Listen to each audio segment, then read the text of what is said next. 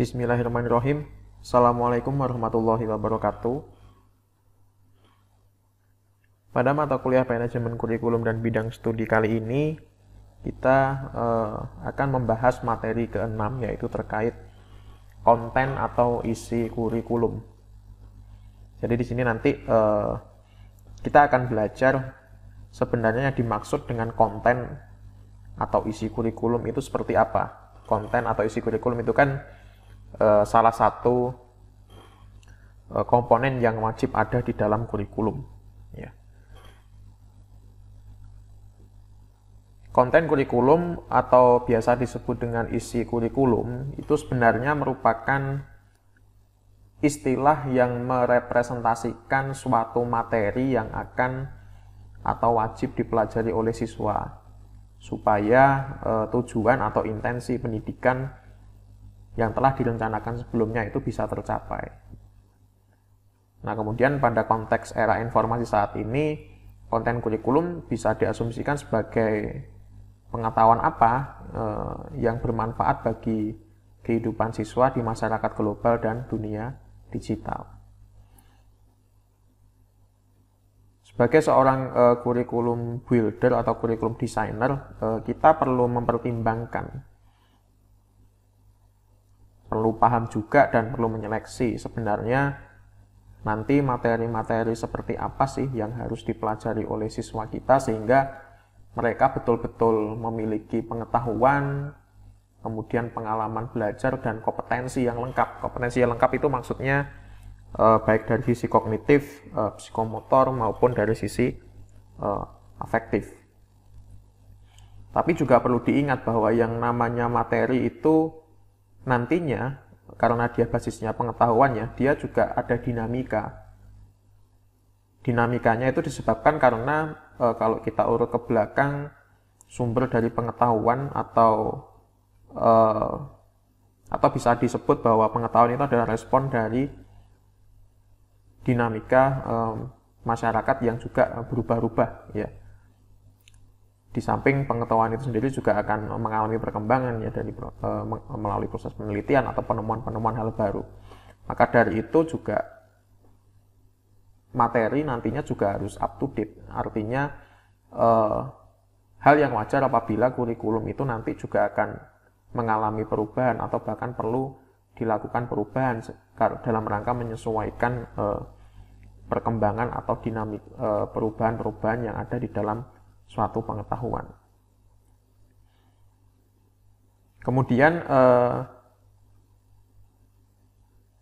materi itu kalau dari sudut pandang siswa ya mungkin itu terlihat seperti teks, video, atau mungkin visualisasi-visualisasi tertentu yang disajikan oleh guru. Dan pasti respon secara psikologis itu adalah bagaimana cara menghafalnya. Dan itu lumrah-lumrah saja ya, dari sisi siswa akan berpikir semacam itu. Tapi kalau dari sisi guru atau dari sisi pengembang kurikulum, jangan sampai memiliki pandangan semacam itu. Bahwa yang namanya konten kurikulum itu nantinya jangan sampai hanya given diberikan oleh pihak guru ke siswa sehingga siswa hanya bisa menghafalnya saja. Tapi di situ perlu ada yang namanya interaksi atau pembimbingan dari guru sehingga nanti siswa bisa mengubah ya informasi yang ada di dalam materi itu tadi menjadi sebuah pengetahuan ya. Kan informasi yang tersaji atau berserakan di internet itu kan belum bisa menjadi pengetahuan ya kalau belum dijelaskan atau mungkin dipahamkan seperti apa sih maksudnya atau sumbernya seperti apa, logikanya seperti apa. Kemudian nanti dari pengetahuan itu guru bertugas mendampingi juga supaya siswa memiliki pengalaman belajar. Artinya dari pengetahuan yang didapat siswa dikontekskan atau dikondisikan supaya bisa memanfaatkan pengetahuan yang baru saja dikuasai atau dipahami oleh dia. Biasanya diberikan sebuah konteks kasus atau contoh ya, sehingga nanti materi atau pengetahuan yang sudah berubah menjadi pengetahuan itu tadi memiliki suatu manfaat. Nah, kemudian kalau sudah punya pengalaman belajar, baru nanti guru membimbing lagi supaya siswa betul-betul menjadi siswa yang kompeten atau betul-betul menguasai berdasarkan pengetahuan dan pengalaman belajar baik dari sisi kognitif, afektif maupun psikomotoriknya. Kemudian konten kurikulum itu sebaiknya, karena dia ada dinamika juga ya ketika proses membelajarkan ke siswa. Jadi sekali lagi bukan given diberikan kepada siswa, tapi guru juga perlu mendampingi. Mendampingi itu artinya bisa melalui beberapa strategi pembelajaran ya, entah menjelaskan atau membuka diskusi atau memberikan visualisasi atau simulasi.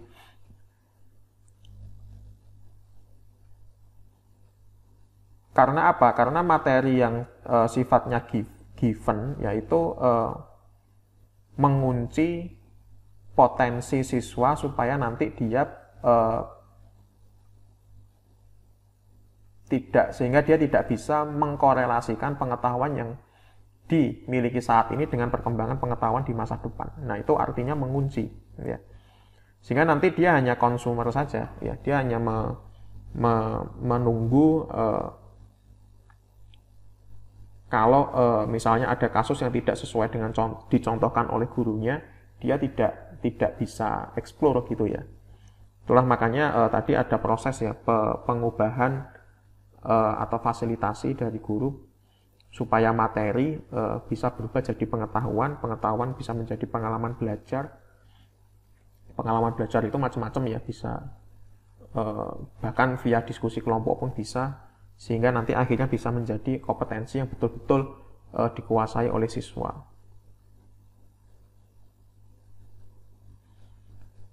Nah, kalau dalam konteks sosiologi ya, siswa kita nantinya kan akan hidup di masyarakat ya. Kalau seandainya materi yang atau konten kurikulum yang kita berikan itu sifatnya mengunci, maka dia ketika nanti lulus ya dan ada di masyarakat, maka dia akan kesulitan untuk beradaptasi dengan dinamika yang terjadi di masyarakat ya. Padahal kita harapannya kan berdasarkan pengetahuan, pengalaman belajar ataupun kompetensi yang sudah dikuasai dari kegiatan dia belajar di sekolah ya, dia bisa lebih adaptabel, bisa menyesuaikan dinamika yang terjadi di lingkungan sekitarnya, dan adaptif, bisa cepat atau mudah menyelesaikan suatu case atau kasus yang kebetulan membutuhkan pengetahuan atau kompetensi yang dia pelajari selama di sekolah. Nah, itu namanya dinamika sosial ya, perubahan-perubahan yang terjadi di masyarakat, dan itu tidak bisa kita semacam ramalkan bahwa nanti pada waktu sekian akan ada case semacam ini, jadi nanti siswa harus siap-siap. Nah, itu nggak bisa kayak gitu. Kita hanya bisa memberikan pengetahuan yang sumbernya dari materi atau konten ya. Lalu kita beri pengalaman supaya siswa kita lebih terbuka ya, lebih sensitif ketika nanti ada case atau mungkin kasus yang perlu disolusikan melalui pengetahuan yang telah dikuasai sebelumnya. Kemudian kita cek ya apakah betul dari pengetahuan dan pengalaman yang telah didapatkan oleh siswa mereka betul-betul bisa mengaplikasikan ke suatu case yang lainnya, sehingga suatu tes mungkin ya atau suatu ujian, sehingga nanti dia betul-betul bisa kita simpulkan dia itu kompeten. Nah, kemudian bagaimana penentuan materi atau konten kurikulum itu? Nah, itu tergantung dari komponen kurikulum yang pertama ya, yaitu terkait tujuan pendidikan. Nanti kan ada komponen tujuan pendidikan, ada komponen konten atau isi, ada komponen strategi, ada komponen evaluasi. Nah, itu sebetulnya akan saling mempengaruhi ya. Tapi di sini tetap sekuensial bahwa yang namanya konten atau isi kurikulum itu ditentukan oleh tujuan atau intensi dari pendidikan itu sendiri. Kalau memang tujuannya adalah ingin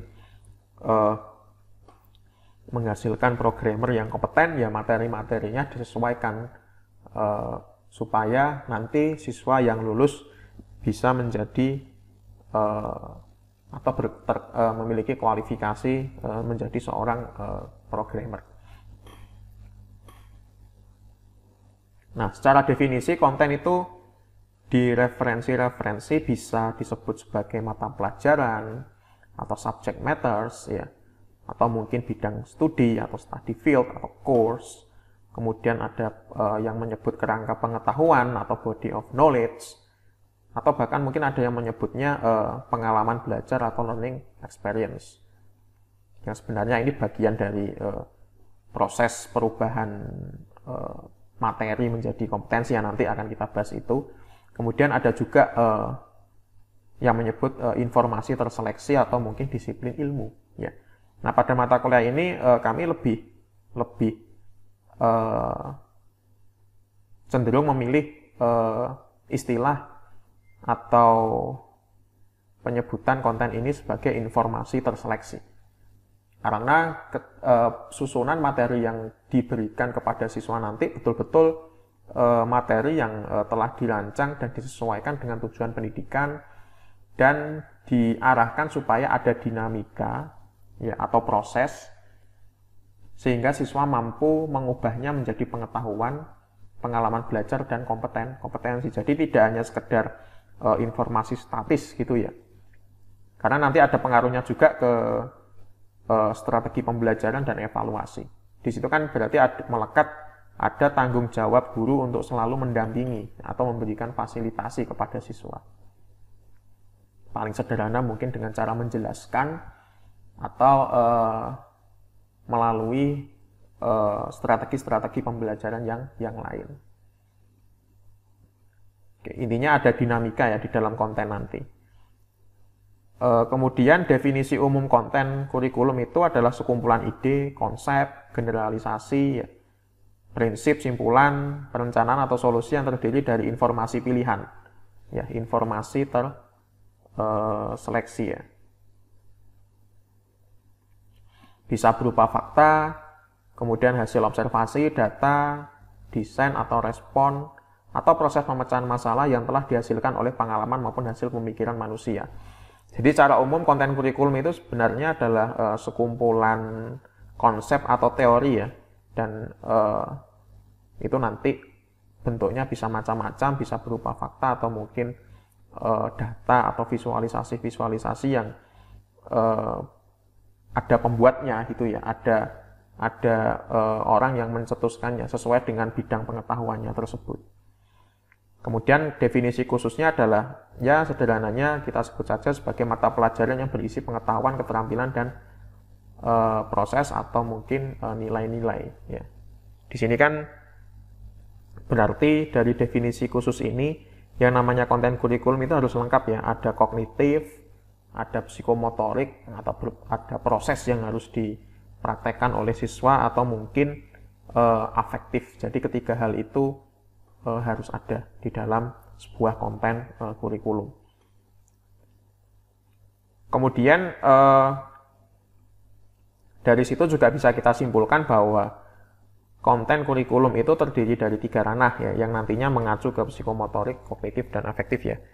Atau biasanya diistilahkan dengan combining taxonomies atau composite skills.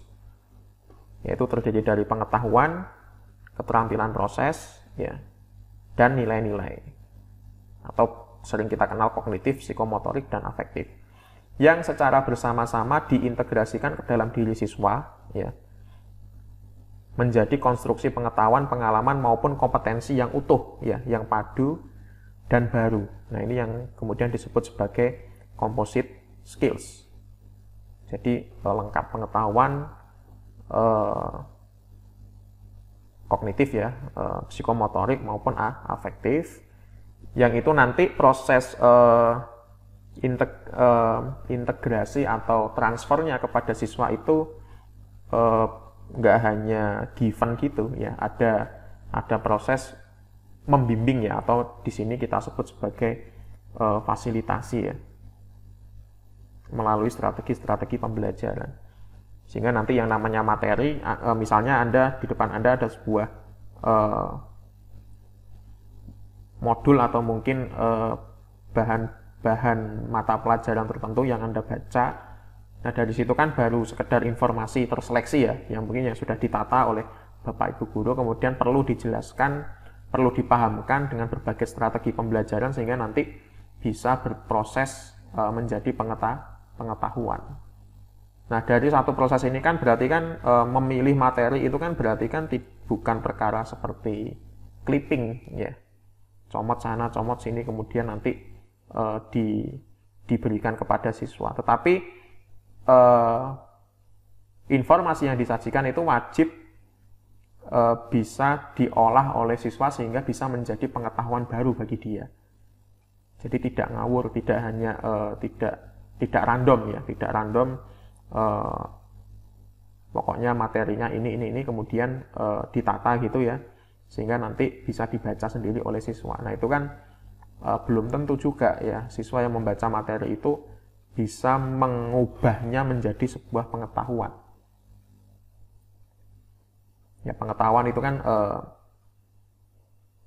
gradasinya kan bermacam-macam ya. Ada ya kalau dari sisi kognitif mungkin dari mengingat sampai kreasi ya, C1 hingga C6, dan itu tergantung nanti sampai mana tujuan pendidikan yang diinginkan. Nah, di sini pengetahuan misalnya bisa berupa fakta, definisi, konsep, prinsip, teori. Ya, Anda harus bisa membedakan perbedaan antara fakta, definisi, konsep, prinsip-prinsip, dan teori. Kemudian ada keterampilan dan proses, misalnya membaca, menulis, berhitung, menari, berpikir kritis, berkomunikasi, ya, menyusun code atau programming, dan lain sebagainya. Kemudian ada nilai-nilai, ya, ini yang mewakili ranah afektif, ya. Misalnya kita harus mengajarkan ada konsep benar salah, ya. Ada konsep terkait baik dan buruk, ada konsep terkait indah dan jelek, dan itu ada di tataran afeksi ya, ada di tataran nilai-nilai. Ya, benar salah itu logika, baik buruk itu tentang etika, dan indah atau jelek itu terkait estetika. Dan ini sekali lagi komposit ya, ketiga ranah tadi ya, baik pengetahuan, keterampilan maupun afektif ya atau nilai-nilai itu harus pada akhirnya nanti bisa dimiliki oleh siswa. Nah, titik awalnya dari mana? Dari materi ya. Materi yang nanti difasilitasi oleh guru, diupayakan supaya berubah menjadi pengetahuan. Kalau siswa kita sudah paham ya, difasilitasi lagi oleh guru supaya berubah menjadi pengalaman belajar. Dari pengalaman belajar yang sudah dia dapatkan dirubah menjadi suatu kompetensi. Nah, itu nanti ada prosesnya ya di dalam konten.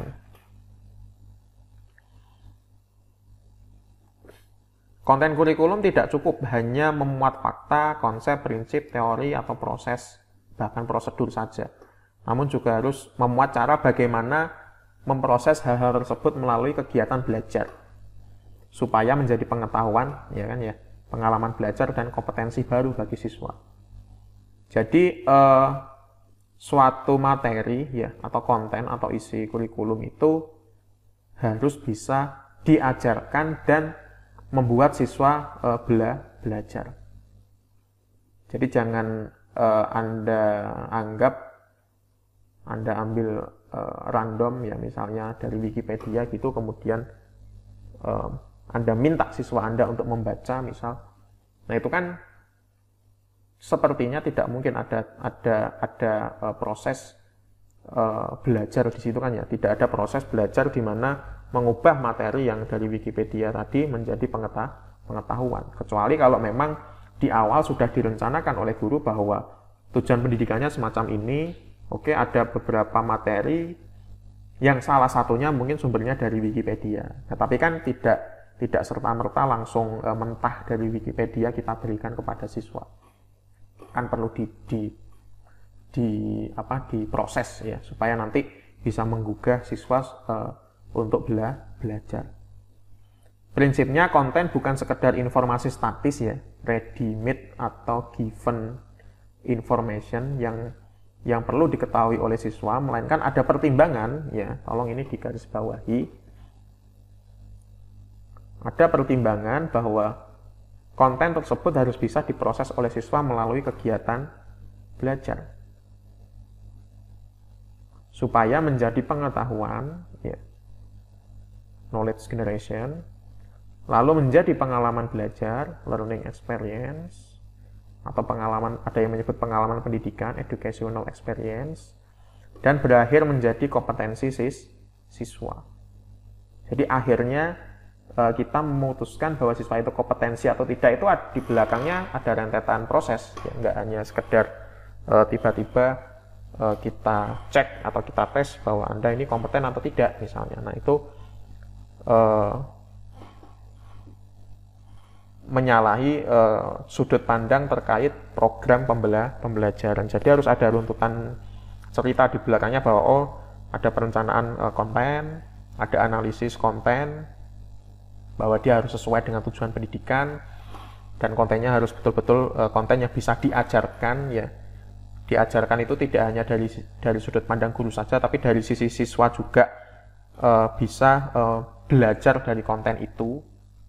Nah, mungkin bisa melalui proses atau strategi pembelajaran tertentu ya, itu tergantung dari guru caranya seperti apa. Kemudian di dalam memproses materi tadi, dia di dalam kegiatan belajar tadi, akhirnya bisa siswa bisa memperoleh pengetahuan, knowledge generation. Kemudian dari knowledge generation itu yang sudah dipahami oleh siswa ya, kemudian atau bisa dilakukan oleh siswa, keterampilan tertentu misalnya, bisa kita kontekskan ke hal yang lain sehingga terlihat bahwa pengetahuan yang baru saja dia dapatkan itu ada manfaatnya. Nah, proses ketika dia memanfaatkan pengetahuan untuk menjawab atau mensolusikan sesuatu itu, harapannya nantinya bisa menjadi suatu pengalaman belajar. Oh, ternyata pengetahuan tadi yang diajarkan oleh guru yang saya pahami misalnya itu manfaatnya semacam ini toh ya, gunanya semacam ini. Nah itu berarti itu sudah masuk ke fase learning experience atau pengalaman belajar. Jadi ada kontekstualisasi dari pengetahuan tadi yang telah berhasil dipahami oleh siswa. Nah kemudian dari pengalaman itu tadi harapannya adalah bisa kan berangsur-angsur ya, nanti bisa menjadi kompetensi yang utuh ya, composite skill tadi. Nah dengan demikian ada 4 elemen pokok di dalam konten, yaitu kegiatan belajar ya jelas. Yang namanya konten atau materi itu pasti ada kegiatan belajar di dalamnya untuk menyerap ya, untuk berupaya supaya memahami apa sih materi ini. Kemudian ada pengetahuan, ada pengalaman belajar, dan ada kompetensi. Nah, transformasi informasi menjadi pengetahuan, pengalaman, dan kompetensi siswa itu wajib melalui proses fasilitasi guru. Ya. Dengan berbagai strategi pembelajaran yang dipilih oleh guru yang dianggap sesuai. Proses fasilitasi inilah yang kemudian nantinya melahirkan berbagai pendekatan strategi atau metode pembelajaran. Nah, prinsipnya di sini dulu ya, bahwa kita sepakati bahwa yang namanya konten itu bukan ready-made atau given information, tetapi di dalamnya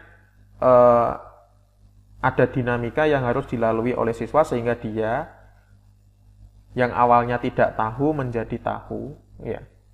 Jadi informasi mentah itu dipelajari ya. Kalau dari sudut pandang guru diajarkan, kalau dari sudut pandang siswa belajar. Kemudian menjadi sebuah pengetahuan yang dipahami atau dikuasai oleh siswa. Nah, dari pengetahuan itu bisa digunakan untuk mensolusikan suatu kasus atau menjawab suatu pertanyaan misalnya, sehingga ada learning experience di dalamnya. Sehingga secara berangsur-angsur nanti harapannya dia mendapatkan kompetensi yang utuh sesuai dengan tujuan atau intensi pendidikan di awal. Jadi seperti itu ya, semacam bahwa materi itu dinamis ya. Kedinamisannya itu dalam rangka untuk bisa dikonsumsi oleh siswa sehingga ada pengetahuan, pengalaman belajar, dan kompetensi yang nanti dihasilkan di akhir program pembelajaran. Jadi seandainya kalau ada materi saja kemudian tanpa ada kegiatan belajar, ya berarti itu belum layak disebut sebagai konten ya. Konten itu harus ada kegiatan belajarnya. Nah, untuk menggugah kegiatan belajar itu kan kita perlu berbagai strategi ya. Kita perlu berbagai cara atau pendekatan, dan itu diserahkan ke gurunya masing-masing. Tugas guru sebagai fasilitator bukan hanya sekedar menyampaikan teks ya, tapi juga membimbing atau membawa pengetahuan yang telah dimiliki oleh siswa ke dalam suatu konteks. Misalnya dengan memberikan contoh atau menjelaskan ya, dengan contoh-contoh yang real, kemudian atau memberikan suatu kasus ya. Nah, itu perbedaan antara teks dan konteks ya. Jadi tugas guru itu adalah membawa pengetahuan siswa ke dalam suatu konteks tertentu. Kemudian jangan dianggap bahwa siswa itu sudah memiliki pengetahuan, belum. Ya, di sini kita anggap sebagai siswa itu belum memiliki pengetahuan yang utuh ya, maksudnya. Mungkin dia sudah memiliki pengetahuan serpihan pengetahuan sebelumnya, tapi di sini kan ada pengetahuan yang ditargetkan oleh kurikulum untuk dikuasai ya, melalui materi-materi atau konten yang disajikan atau disediakan oleh guru ya. Jadi tidak hanya sekedar teks. Kemudian ketika siswa sudah memahami pengetahuannya, kita antar dia dalam suatu konteks tertentu, dan itu yang dinamakan dengan pengalaman belajar. Dan itu berangsur-angsur ya, sekali lagi berangsur-angsur sampai ketemu composite skills-nya tadi ya. Dianggap cukup bahwa dia itu kompeten atau tidak. Nah, kita bahas satu persatu ya. Tadi ada elemen. Ada 4 elemen ya. Yang elemen pertama adalah kegiatan belajar. Istilah kegiatan belajar muncul ketika ada paradigma yang menyoroti bahwa pendidikan seharusnya berpusat kepada siswa, student center learning, berfokus pada proses belajar. Sebelumnya teacher center ya, berfokus pada pengajaran. Ini dinamika perkembangan teori tentang belajar ya. Jadi istilah kegiatan belajar itu baru muncul bebarengan dengan teori atau pemahaman terkait bahwa kegiatan pendidikan itu seharusnya berpusat kepada siswa. Makanya dari definisi saja sudah berbeda ya. Belajar itu pasti subjeknya itu adalah siswa, bukan guru ya. Nah, kemudian student center itu berpandangan bahwa sebaiknya guru memberikan siswa porsi yang lebih besar supaya dia bisa terlibat dalam proses pengajaran. Jadi bukan proses pengajarannya yang dimonopoli atau sebagian besar dilakukan oleh guru ya, bukan didominasi oleh guru. Student center itu konten dipelajari siswa, bukan konten diajarkan guru. Ini prinsip yang ekstrim ya. Maksudnya sebagai guru kita juga perlu memilah-milah nanti ya. Bukan berarti kita serahkan semua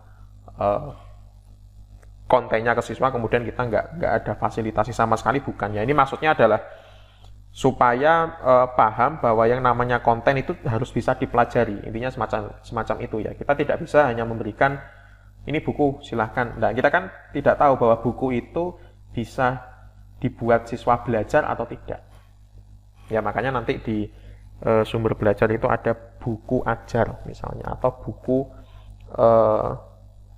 yang disusun oleh guru berdasarkan analisis instruksional yang telah dilakukan sebelumnya, dan itu benar-benar bisa dipakai oleh siswa untuk belajar. Tentunya itu pun tetap harus ada pendampingan atau fasilitasi dari guru.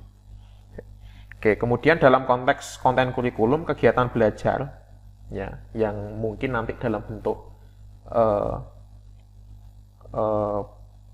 dipandu oleh guru ya. melalui strategi atau cara pengajaran tertentu. Kegiatan belajar itu sebagai alat untuk mengubah informasi menjadi pengetahuan. Jadi bayangkan Anda di hadapan Anda ada suatu materi ya, konten. Nah, kegiatan Anda memahami konten itu adalah kegiatan belajar sebenarnya. Karena Anda berusaha atau berupaya untuk memahami materi itu. Oh, semacam ini toh maksudnya, ya.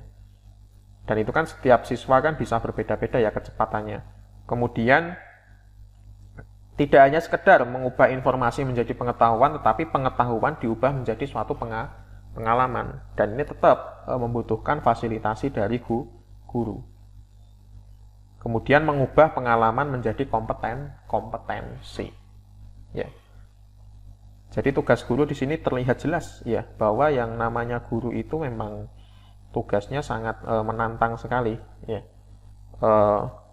Sangat asik sekali ya, karena di situ ada tanggung jawab yang besar mendampingi siswa-siswa kita supaya bisa memahami informasi dari materi yang disajikan itu menjadi pengetahuan.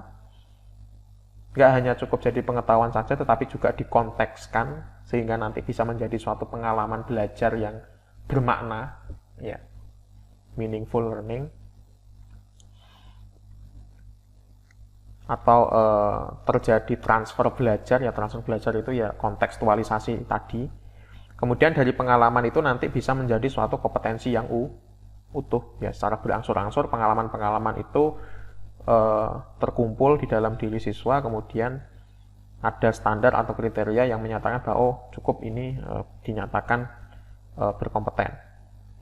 Nah, kegiatan belajar juga bisa berposisi sebagai filter atau saringan ya di era ledakan informasi saat ini, information explosion.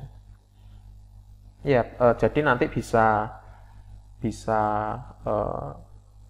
terlihat ya mana bahwa sebenarnya peran guru di sini tidak bisa digantikan. Kalau kita sudah menyebut bahwa kita butuh guru, maka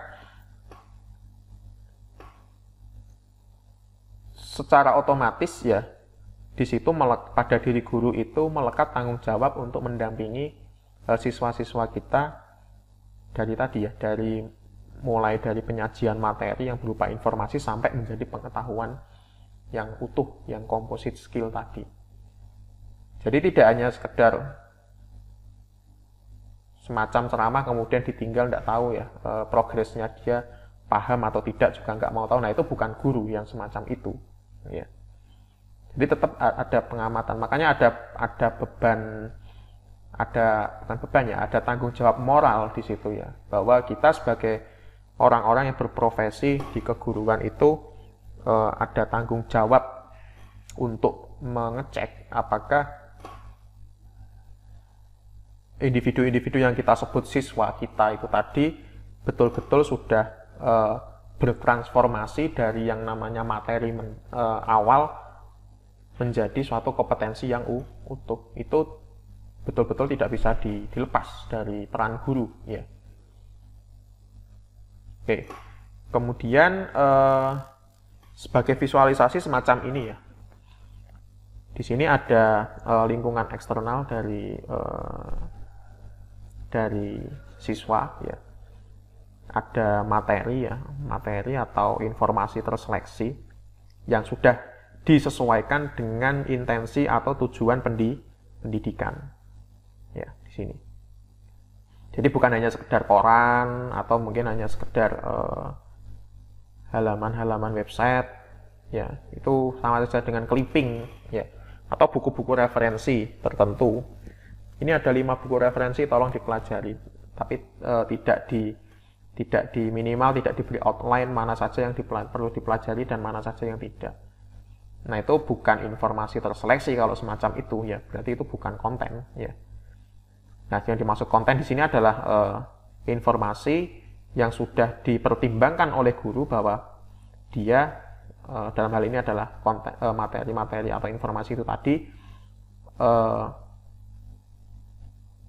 diajarkan supaya tujuan pendidikan itu tercapai ya. Jadi ada Ada pertimbangan-pertimbangan di sini. Nah, melalui kegiatan belajar, ya, harapannya adalah informasi yang ada di dalam materi terseleksi ini tadi bisa diubah oleh siswa menjadi suatu pengetahuan baru. Ya, tentunya mohon ini diingat ada fasilitasi guru di sini. Jadi ini tidak mungkin lepas. Ya.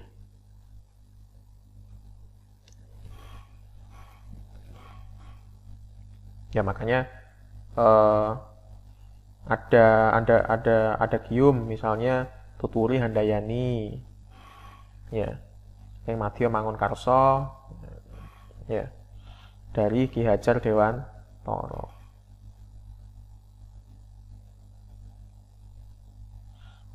Nah, intinya adalah bahwa peran guru itu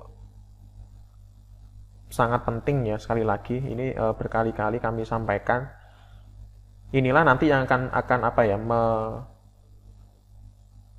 memperjelas ya, mempertegas seperti apa sih profesi atau peran guru di dalam institusi pendidikan itu tadi ya. Jadi tidak ada yang namanya statement bahwa guru itu bisa nanti digantikan oleh mesin atau robot. Tunggu dulu, ya, yang dimaksud dengan guru di sini seperti apa? Ya, kalau memang kontekstualisasinya adalah hanya menyajikan informasi saja, itu bukan guru, ya. Tapi di situ ada tanggung jawab moral, ada nilai-nilai etis, ya kan tadi kan composite skill itu kan ada nilai-nilai, ya, ada nilai-nilai baik etika, estetika maupun logika, ya, yang harus ditanamkan di dalam diri siswa. Dan itu sepertinya tidak mungkin ya diajarkan atau dikontekskan oleh oleh sebuah mesin, itu nggak mungkin. Ya mungkin dari sisi kognitif mungkin bisa, tetapi kan yang kita tuju kan composite skillnya, yang namanya human atau manusia itu kan tidak hanya terkait kognitif saja ya. Tapi jangan lupa di situ ada afeksi, ada nilai-nilai yang perlu ditanamkan. Ya, kita juga harus tegas bahwa yang namanya kompetensi itu ya 3 tadi, nggak hanya kognitif saja. Atau kita harus tegas bahwa yang namanya kompetensi itu ya composite skill tadi, yang lengkap tadi. Oke, kita kembali ke sini lagi. Jadi dari kegiatan belajar itu harapannya materi terseleksi ini bisa dipahami oleh siswa atau dikuasai oleh siswa sehingga menjadi pengetahuan baru bagi dia. Pengetahuan yang baru itu maksudnya, oh sebelumnya dia tidak tahu menjadi tahu. Nah kegiatan belajar itu sendiri kan karena kita ada di dalam sebuah program pembelajaran ya, idealnya kan itu kan tumbuh dari siswa sendiri ya kan ya, yang namanya kegiatan belajar. Tapi kan yang namanya siswa sebagai individu itu kan punya ragam ya, berbeda antara satu siswa dengan siswa yang lain. Maka dari itu perlu yang namanya fasilitasi guru untuk memastikan bahwa semua individu yang dia ajar itu tumbuh ya keinginan belajarnya. Makanya tadi ada strategi atau cara pembelajaran tertentu yang bisa digunakan oleh guru dalam rangka menumbuhkan kegiatan belajar di dalam diri siswa. Nah, ketika siswa sudah mendapatkan pengetahuan ya, yang kita sederhanakan sebelumnya belum tahu menjadi tahu ya, kegiatan fasilitasi masih berlanjut ya. Jadi tidak putus di situ saja. Kegiatan belajar juga tidak putus di situ saja, tetapi harus ada pengalaman yang bisa diserap oleh siswa bahwa pengetahuan yang baru saja dia kuasai itu bermanfaat untuk hal-hal tertentu. Ya, bisa untuk menyelesaikan case atau kasus tertentu. Ya. Nah ini tetap membutuhkan fasilitasi dari guru, baik dalam bentuk strategi pembelajaran tertentu atau pendampingan tertentu. Ya, inilah nanti yang disebut dengan educational experience atau learning experience. Pengalaman itu dibangun pengalaman itu terjadi ketika siswa bisa mengkorelasikan antara pengetahuan yang baru saja dia kuasai dengan manfaat yang dia dapat.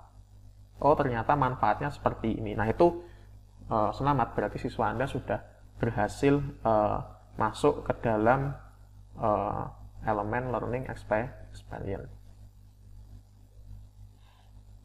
Nah, itu sekali lagi itu bisa dikondisikan dengan berbagai macam strategi pembelajaran.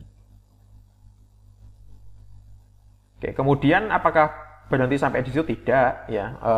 Tentunya hal ini berangsur-angsur secara lengkap ya, sehingga nanti harapannya adalah pada akhirnya siswa kita memiliki composite skill yang kita sebut dengan kompetensi tadi, baik ranah kognitif, psikomotorik maupun afektif. Jadi asumsi itu tolong dipegang betul bahwa yang namanya kompetensi di sini bukan terkait pengetahuan atau keterampilan saja, ya, tapi juga ada terkait nilai-nilai atau afektif, ya. Yang tadi disebutkan ada unsur nilai logika, etika, dan estetika. Oke, kegiatan belajar sebagai konten memiliki sudut pandang bahwa informasi terseleksi, ya, yang berhasil dimaknai atau dipahami oleh siswa, ya, adalah dampak sampingan atau side effect dari rangkaian kegiatan belajar.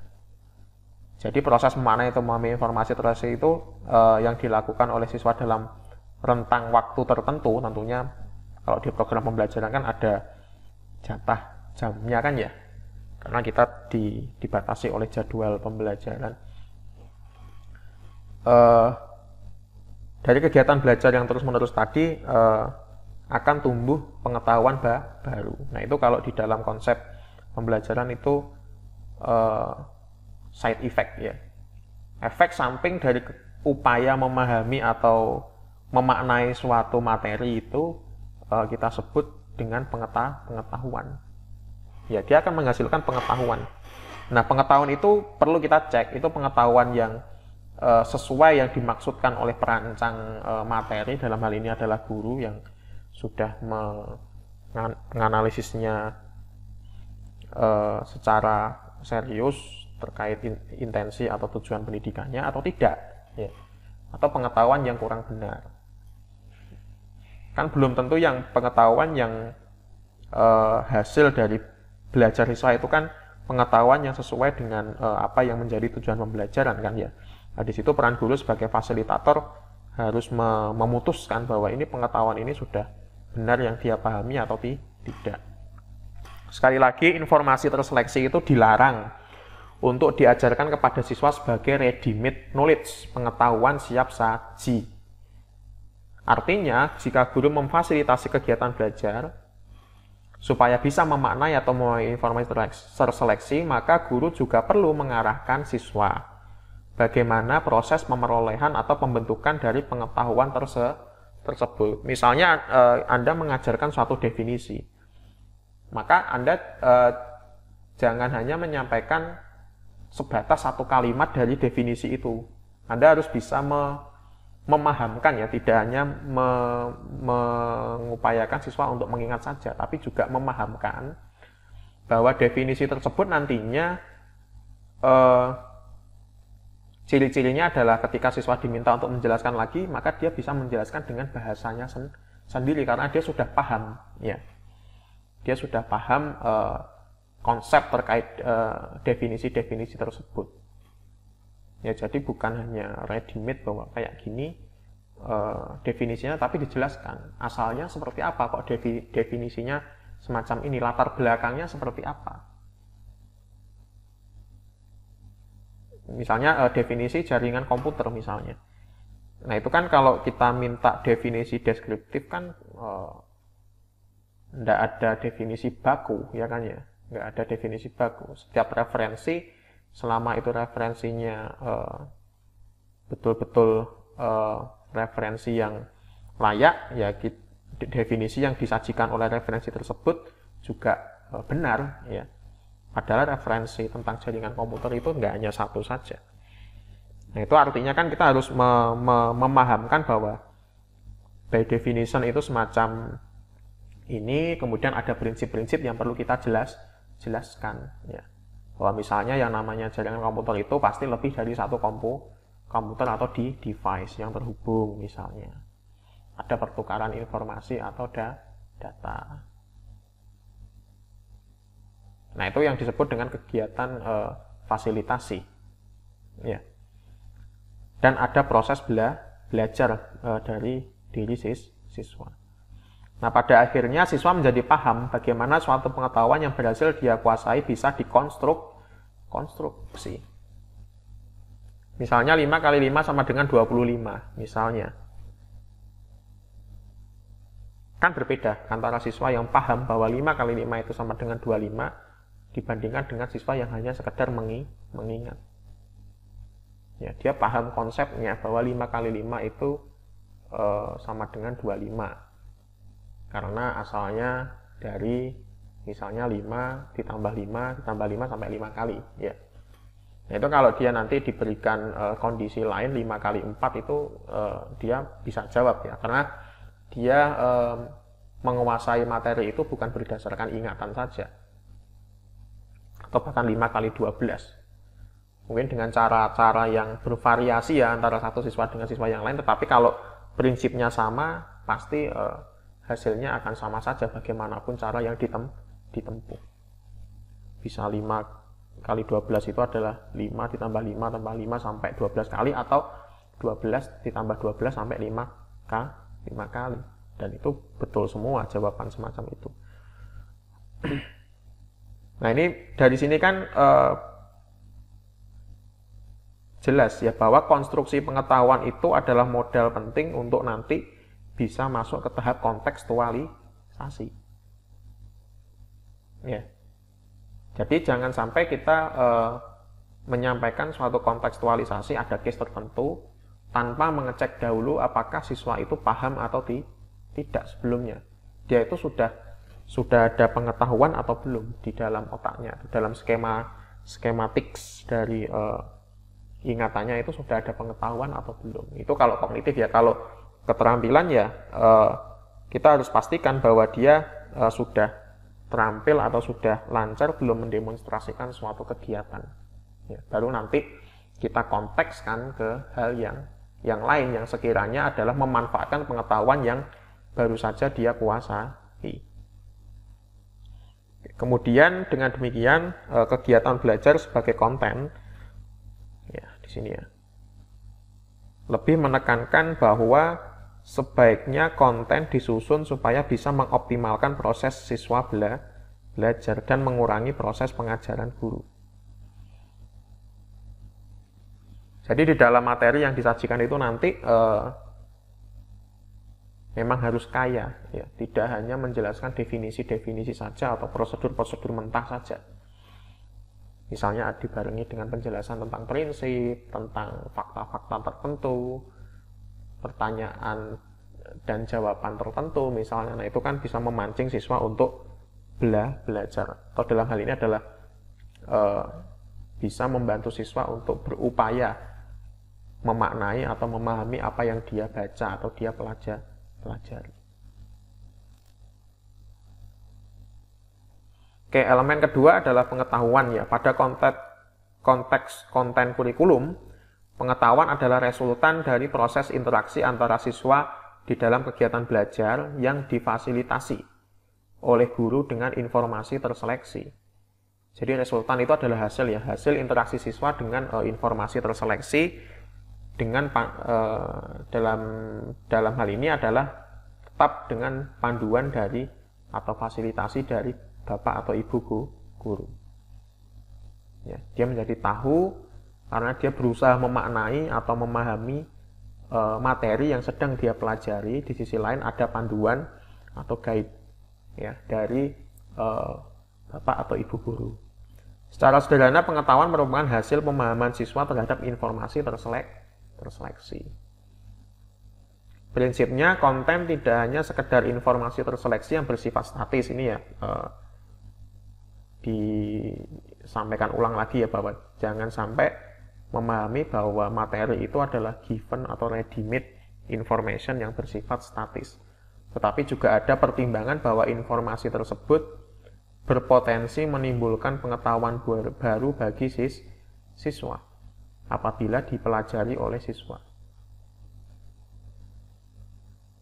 Tentunya pengetahuan yang terbentuk idealnya harus sesuai dengan intensi atau tujuan pendidikan. Ya. Jadi pembuat konten atau materi itu sebaiknya mempertimbangkan hal ini ya, bahwa nanti tulisan saya atau mungkin modul saya atau mungkin tulisan-tulisan saya yang lain akan dipakai belajar oleh siswa misalnya, semacam itu ya. Maka itu harus dipertimbangkan apakah materi ini betul-betul bisa dipelajari oleh siswa yang usianya misalnya kelas 1 atau kelas 2 ya, kelas 10 atau kelas 11 SMK atau tidak. Ya, faktanya kan yang membuat materi itu kan orang-orang yang lebih dewasa daripada daripada siswa-siswa kita, ya kan ya. Maka pembuat konten itu juga nanti bukan sembarangan ya, artinya dia harus memahami bahwa nantinya materi yang dia hasilkan itu akan dipakai belajar oleh siswa yang usianya lebih muda dari dia. Makanya di sini guru sebagai salah satu pihak yang bertanggung jawab untuk merancang atau menyusun isi dari materi itu, ya, maka harus menguasai ya kompetensinya. Dia harus menguasai kondisi psikologis siswa. Ya, dia tahu perbedaan antara kondisi psikologis orang dewasa dan siswa-siswa yang masih dalam masa remaja. Jadi perlu ada pemahaman psikologi siswa selama proses penentuan informasi yang akan dijadikan konten, supaya konten tersebut bisa dipahami atau dimaknai oleh siswa, sehingga bisa menjadi pengetahuan baru bagi dirinya. Di sisi lain juga tetap perlu ada fasilitasi dari guru supaya siswa bisa memahami atau memaknai informasi terseleksi. Jadi meskipun materi itu nanti disusun dengan sebagus mungkin ya, intinya sudah mempertimbangkan faktor psikologi dari siswa, tetap butuh panduan ya, tidak bisa dilepas dari karena itu sudah tanggung jawab moral di dalam program pembelajaran ya. Karena kita sudah memposisikan sebagai guru dan memposisikan anak-anak itu sebagai siswa, maka itu proses fasilitasi tidak boleh lepas ya.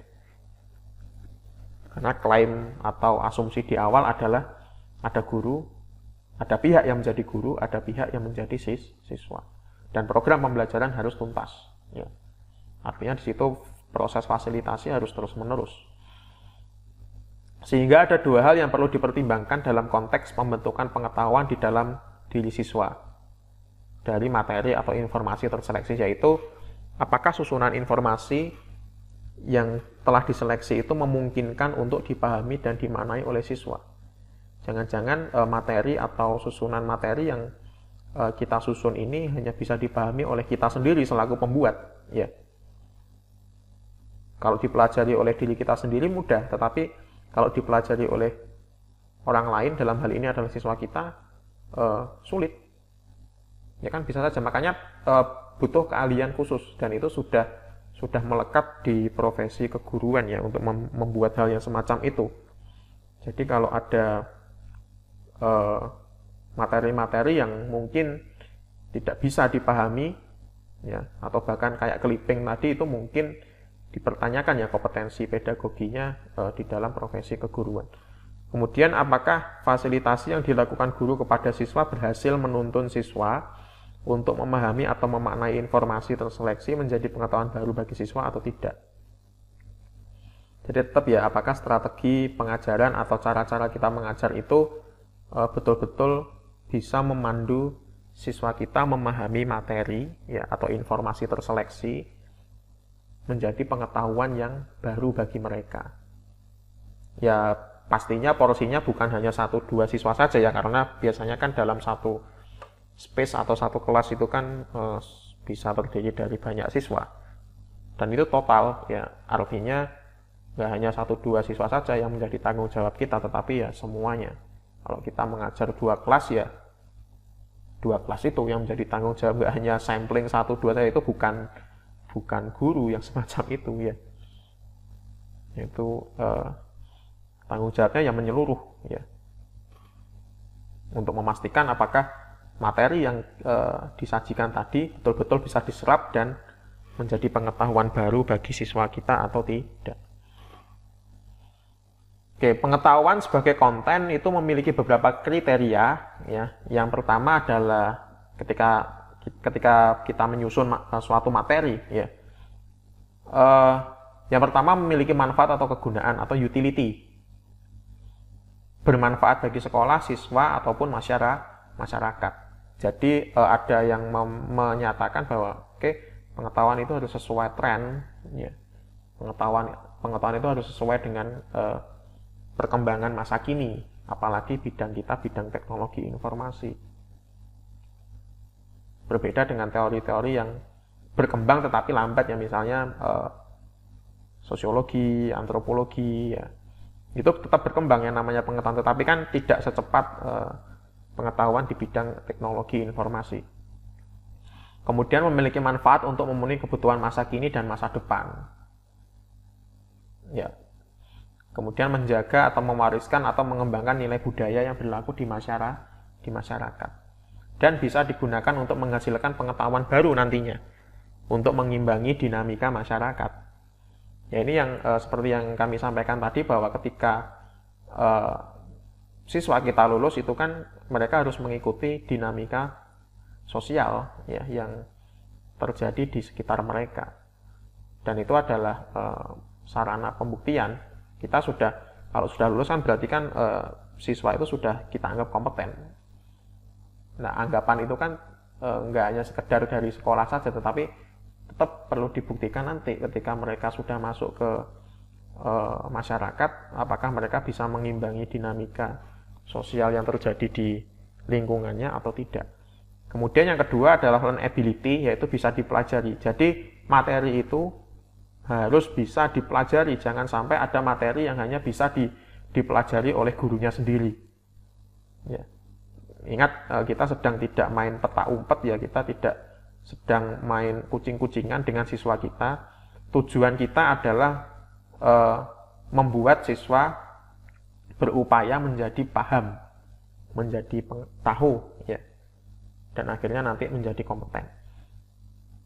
Ada cara untuk mempelajarinya. Ya, jadi materi-materi yang berisi pengetahuan tadi ya paling tidak ada cara untuk mempelajarinya. Kalau programming ya ada caranya. Kita pelajari dulu misalnya konsep terkait variabel misalnya. Kalau jaringan komputer kita pelajari dulu konsep terkait IP address misalnya. Ya. Kalau multimedia ya kita pelajari dulu konsep terkait audio atau mungkin video atau teknik kompresi misalnya. Nah, itu kan berarti kan ada cara untuk mempelajarinya. Jangan sampai pengetahuan materi yang kita sajikan itu tidak jelas ya mempelajarinya seperti apa. Ada cara untuk mempelajarinya itu, maksudnya ada unsur epistemologinya, ada rekam jejak bagaimana mendapatkan pengetahuan tersebut, bagaimana struktur pengetahuannya, body of knowledge-nya seperti apa. Ya, ada batasan-batasan atau ruang lingkupnya, sehingga berpotensi untuk dipelajari secara terbuka.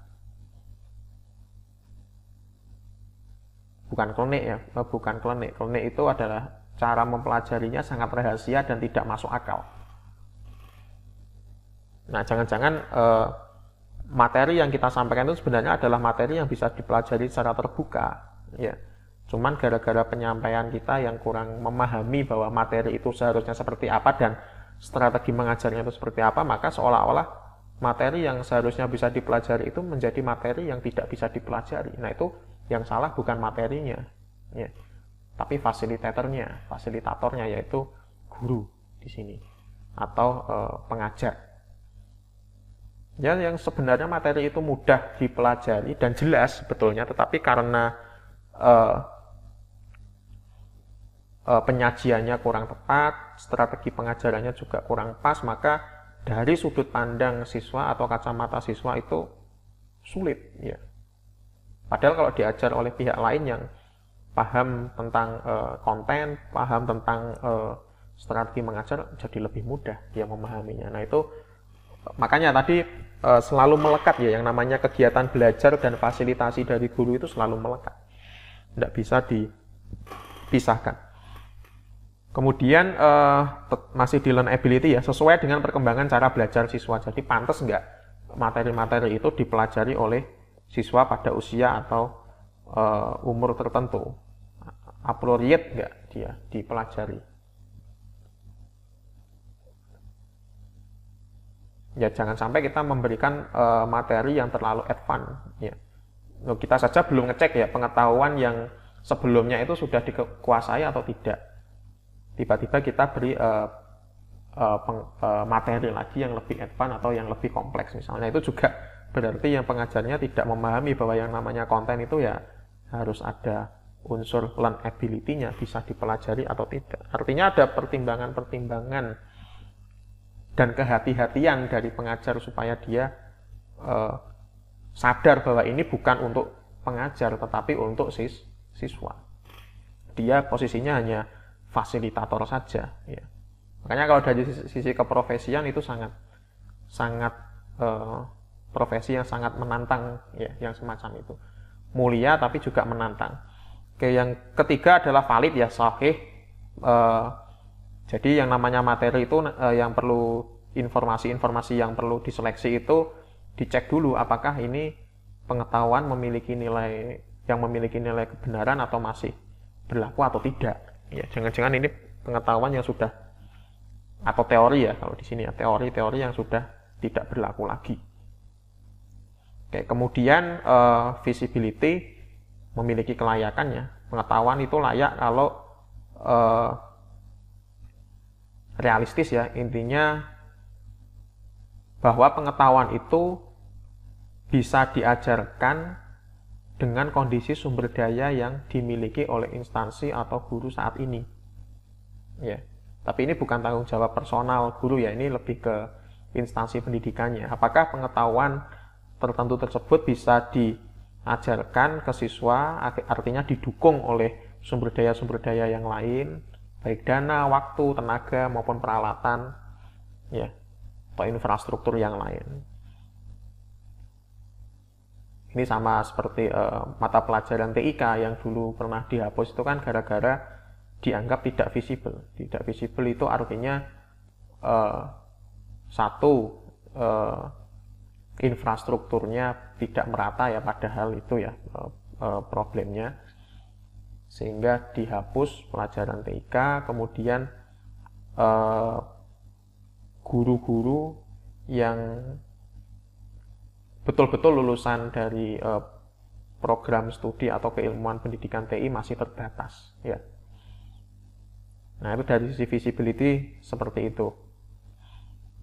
Tapi kan kenyataannya kan tidak ya, itu kan hanya mencari reason saja, argumen saja supaya bisa menghapus mata pelajaran TI dari mata pelajaran wajib. Oke.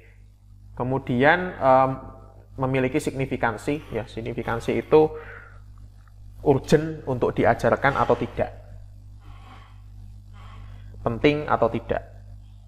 Makanya ketika menyusun materi itu ada proses penyeleksian tadi ya, makanya istilah yang kami pakai adalah informasi terseleksi. Di situ ada, berarti kan ada prioritasisasi, mana materi yang perlu disampaikan, mana yang tidak, mana yang didahulukan, mana yang belakangan, itu kan sehingga nanti ketahuan ya mana yang penting dan tidak penting. Esensial ya, bukan, itu typo ya, bukan esensial tetapi esensial. Ini maksudnya esensial. Artinya nanti pengetahuan-pengetahuan tersebut berkontribusi untuk membentuk composite skill ya.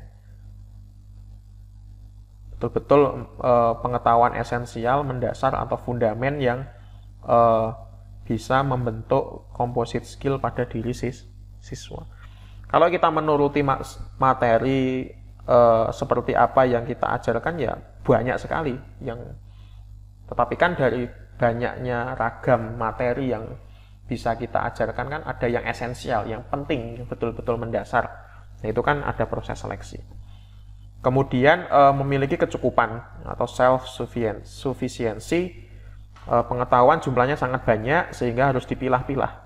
Ya, secara eklektik itu terbaik dari yang baik-baik, ya, yang esensial, yang paling esensial dari yang esensial misalnya.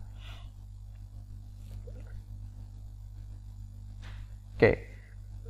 Kemudian jika pengetahuan memiliki keenam kriteria tersebut, maka pengetahuan layak atau patut untuk dipertimbangkan untuk dijadikan sebagai konten kurikulum. Nah, Anda cek sekarang materi atau konten dari mata pelajaran teknologi informasi yang ada saat ini misalnya. Misalnya Anda ambil saja satu jurusan gitu ya, jurusan multimedia.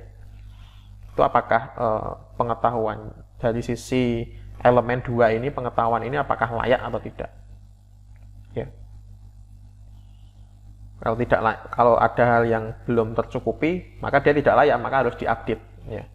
Harus ada rasionalisasi mengapa ini perlu dipertahankan jurusannya.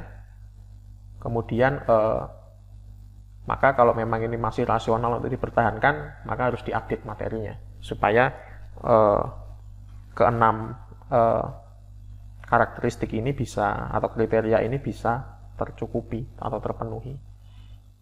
Oke, elemen yang ketiga adalah pengalaman belajar atau disebut dengan learning experience atau educational experience. Dalam konteks konten kurikulum itu merupakan hasil kontekstualisasi pengetahuan yang telah diperoleh sebelumnya, ya. Yang semula yang semula tidak paham menjadi paham.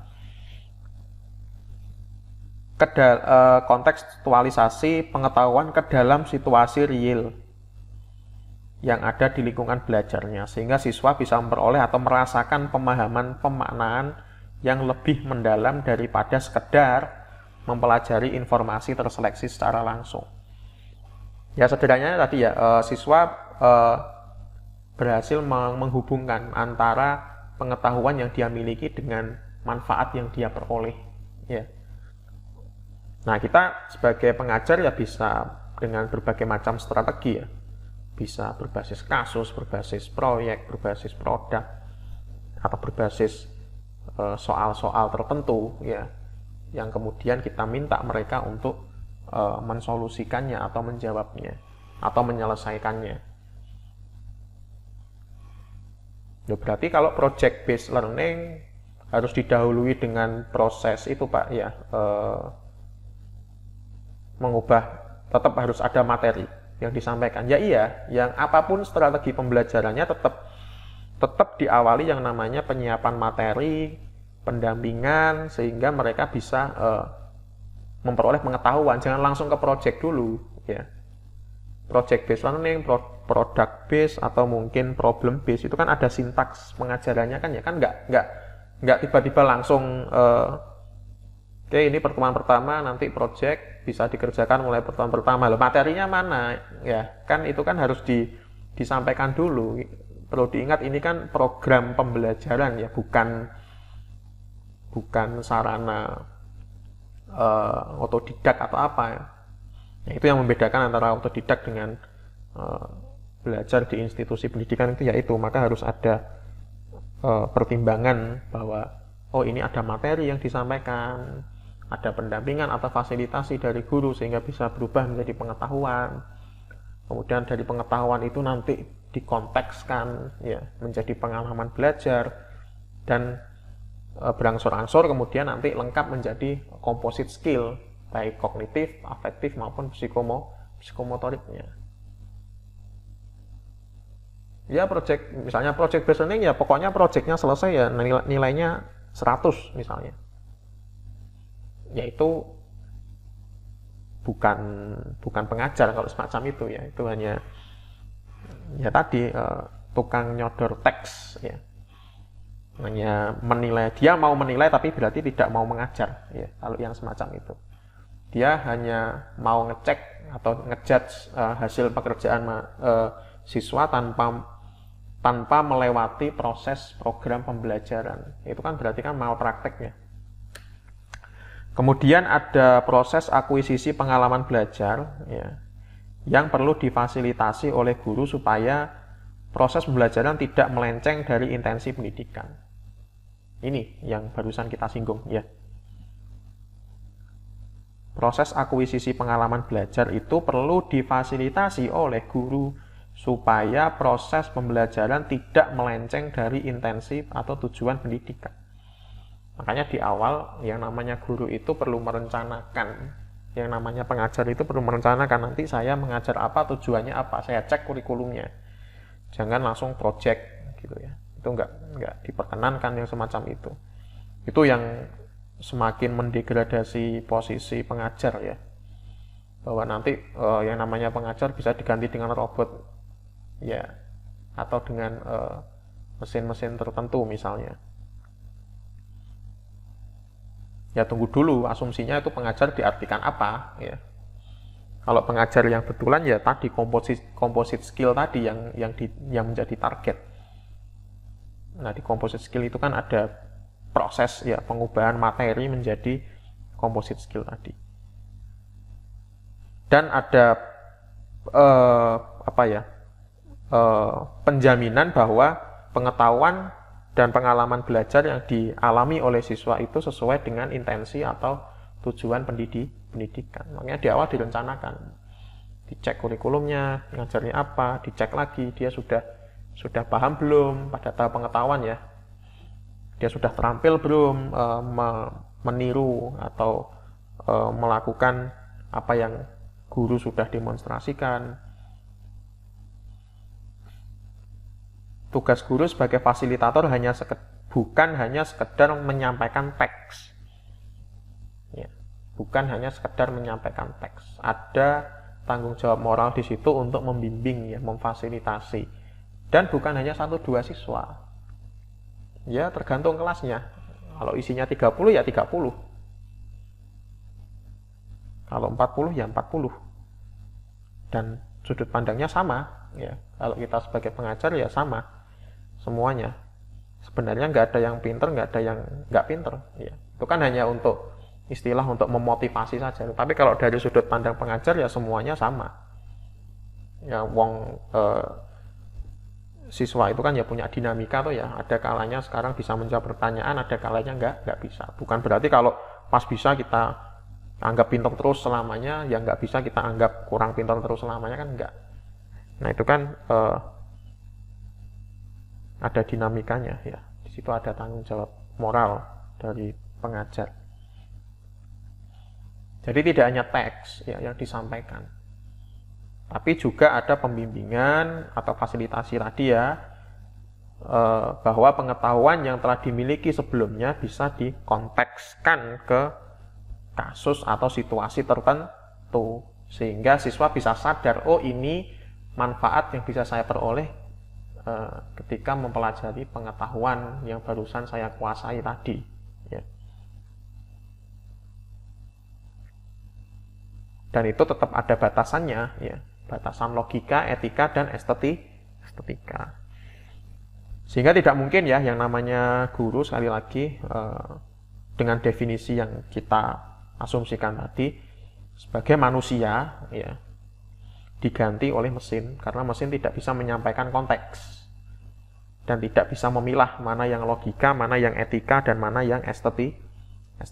Tetap yang namanya manusia butuh dipandu oleh manusia. Karena ada dinamika tadi ya, composite skill. Konteks yang sesuai dengan lingkungan nyata manusia atau siswa, baik dari sisi filosofis, psikologi, sosial, dan teknologis, hanya bisa difasilitasi oleh manusia yang lain. Ya, tidak mungkin bisa digantikan oleh non manusia. Ya, ini sudut pandangnya alam fisik ya, bukan metafisika. Maksudnya di sini saya batasi bahwa yang dimaksud di sini adalah profesi guru tidak bisa digantikan dengan teknologi macam apapun. Kalau kita paham tentang filsafat teknologi, di situ kan teknologi kan hanya sebagai mediasi ya. yang istilahnya adalah untuk mempercepat, memperbaiki dan mungkin mempermurah ya proses yang dilakukan oleh manusia. Nah, kalau kita dalam konteks kan di dalam pengajaran atau di dalam konteks program pembelajaran, ya yang namanya manusia ya dia bisa mendapatkan composite skill yang betul-betul utuh itu ya dari manusia, bukan dari mesin. Konteks yang diupayakan oleh guru sebaiknya juga disesuaikan dengan kebutuhan pencapaian atau intensi tujuan pendidikan. Intinya tetap ya komponen pertama di dalam kurikulum yaitu tujuan pendidikan itu menjadi pondasi ya untuk elemen-elemen di dalam konten pembelajaran, konten kurikulum ya.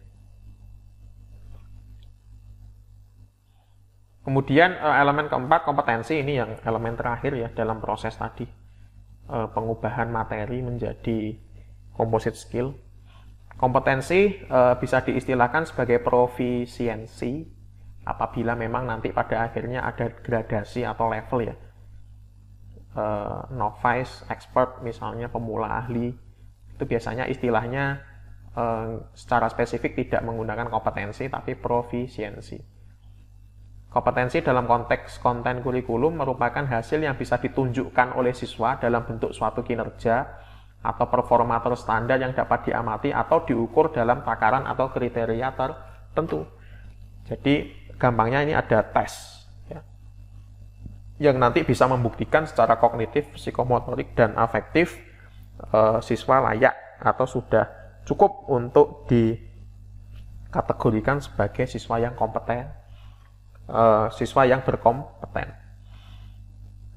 Sekali lagi, kompetensi itu merupakan composite skill, maksudnya performa yang mampu diekspresikan atau ditunjukkan oleh siswa kepada observer atau pengamat, dalam hal ini adalah guru ya.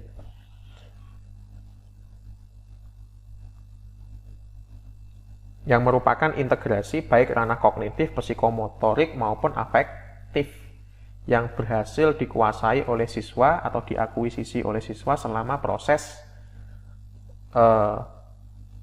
pemaknaan atau pemahaman informasi menjadi pengetahuan dan pada akhirnya menjadi pengalaman belajar, sehingga siswa bisa secara efektif dan efisien menyelesaikan persoalan tertentu. Jadi di sini untuk membuktikan kompeten atau tidak itu memang harus ada test case ya, ada ujian ya. Nah, itu sudah masuk ke ranah evaluasi hasil belajar ya nantinya.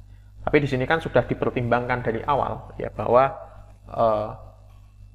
untuk menyusun sebuah kurikulum terutama pada komponen konten itu ada pertimbangan-pertimbangan bahwa nanti materi inilah yang menjadi cikal bakal atau modal siswa untuk menjadi siswa yang kompeten. Jadi bukan sembarangan. Orang yang kompeten artinya berhasil menyelesaikan sesuatu persoalan yang memiliki karakteristik tertentu ya. Berarti ada case, ada soal tertentu yang menjadi batasan dengan menggunakan pengetahuan, keterampilan maupun nilai-nilai yang sesuai ya. Atau orang yang kompeten itu orang yang cakap ya. Kondisi awal ya, tahu apa yang harus diselesaikan dan tahu bagaimana cara menyelesaikannya. Orang yang kompeten itu ya pada kondisi awal, ketika dia disuguhkan suatu case atau suatu persoalan yang harus dijawab, diselesaikan, dia tahu ya apa yang harus diselesaikan ya, apa sih yang akan saya kerjakan ini, dan tahu bagaimana caranya. Itu kondisi awal ketika dia berinteraksi pertama kali dengan case yang disuguhkan. Kemudian kondisi akhirnya adalah pekerjaan bisa selesai sesuai kriteria dan cara yang digunakan sudah tepat. Kriterianya misalnya harus diselesaikan dalam rentang waktu sekian, ada spesifikasi tertentu misalnya, dan itu terpenuhi dan cara yang digunakan tepat sesuai dengan pengetahuan yang diajarkan sebelumnya. Nah, itu berarti siswa itu sudah kompeten.